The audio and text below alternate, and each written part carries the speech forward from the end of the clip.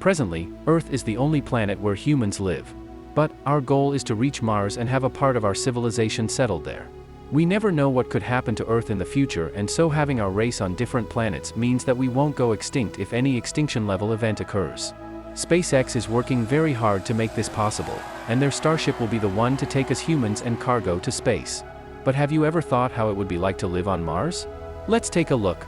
But before that, like and subscribe to your channel and hit the notification bell if you wish to get notified about our upcoming videos.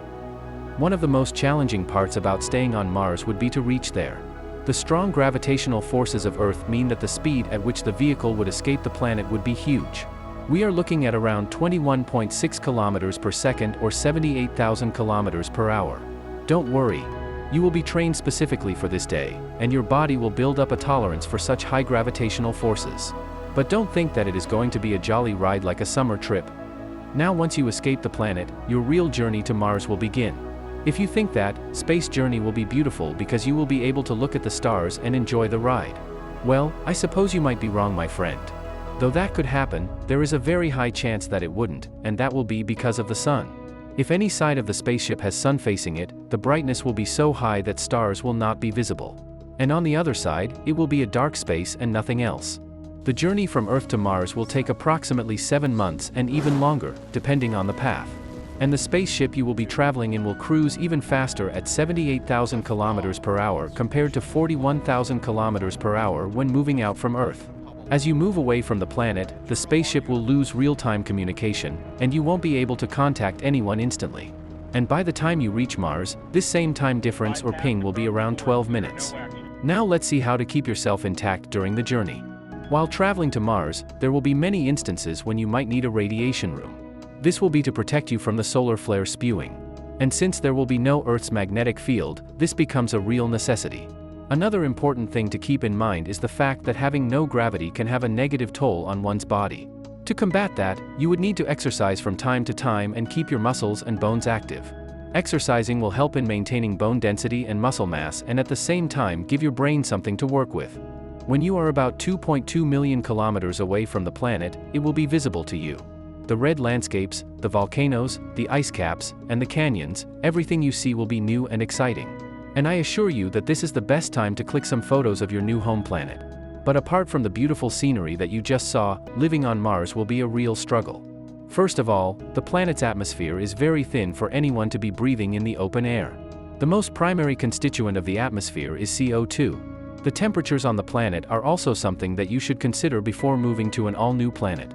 To live on Mars, you should be comfortable with temperatures as low as -63°C.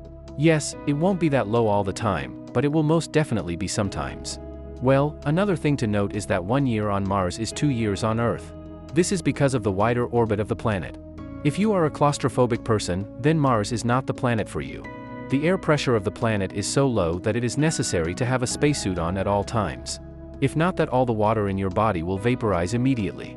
This nature of the planet is also a prime reason it doesn't have any rivers or lakes, and most of the water is in the form of ice. And this dryness is also the reason why there are immense dust storms on the planet when it is near the sun. And without the lack of a magnetic field, the radiation on the planet is a lot more compared to Earth. It often gets hit by waves of radiation, and you would most definitely need a bunker to survive that for a lifetime or however long you plan to stay on the planet. Researchers say that anyone staying on the planet will be hit by at least 273 microsieverts every day, which is a lot. It's time to see where you will live. With such harsh climatic conditions and the dusty winds and higher radiations, it is important to find a safe place to live.